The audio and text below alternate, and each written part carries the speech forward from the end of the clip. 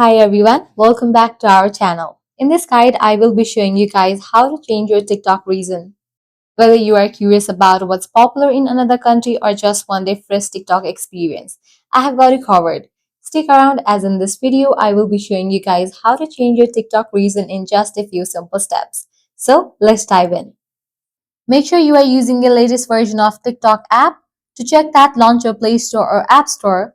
Now in the search box, type in the app name TikTok and then search for it. After app appears, you'll find the option of open or update. If you find the option of update, just click on it and update the app to its latest version. Then you can launch it. You will land to the home page.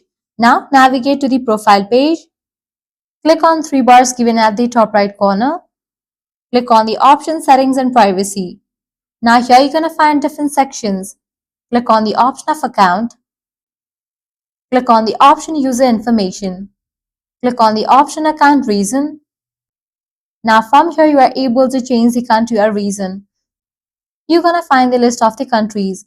Check in for any of the country that you wanna set for your TikTok.